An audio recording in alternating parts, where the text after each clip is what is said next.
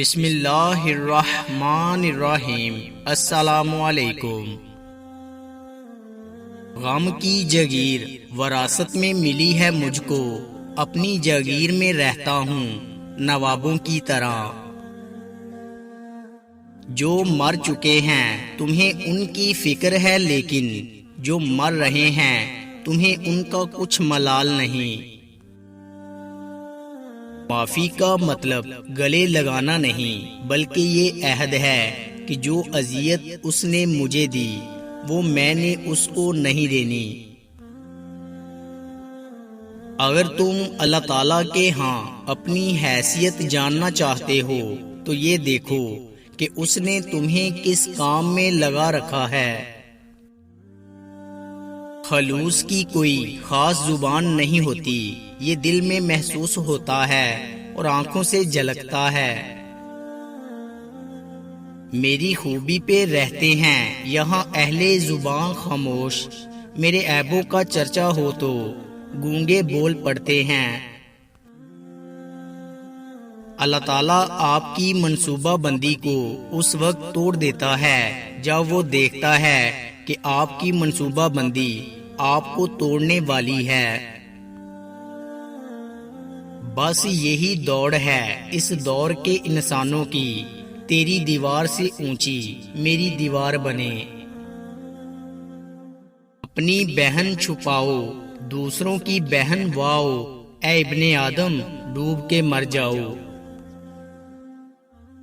دلوں میں فرق آ جائے تو دلیلیں، منتیں اور فلسفے بیکار جاتے ہیں۔ جو غلطی کر نہیں سکتا وہ فرشتہ ہے، جو غلطی کر کے ڈٹ جائے وہ شیطان ہے، اور جو غلطی کر کے فوراً توبہ کر لے وہ انسان ہے۔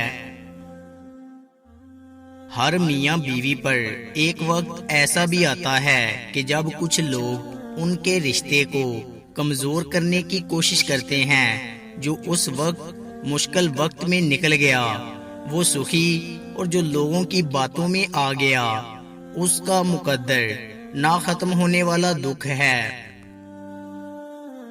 بیوی کی دو حرکتیں جو شوہر کو بہت پسند ہوتی ہیں: نمبر 1، مرد کو غصے میں دیکھ کر عورت کا خاموش ہو جانا۔ نمبر 2، کوئی بھی نیا کام کرنے سے پہلے مرد سے مشورہ لینا۔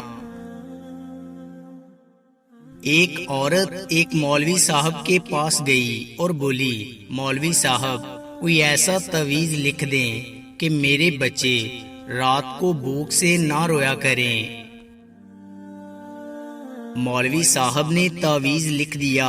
اگلے ہی روز کسی نے روپیوں سے بھرا تھیلا اس عورت کے گھر دے گیا۔ خاتون کے شوہر نے ایک دکان کرائے پر لے لی۔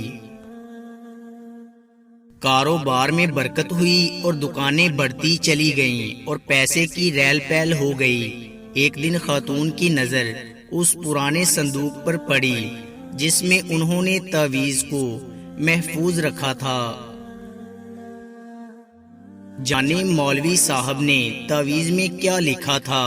تجسس میں آ کر اس عورت نے تعویذ کھول ڈالا۔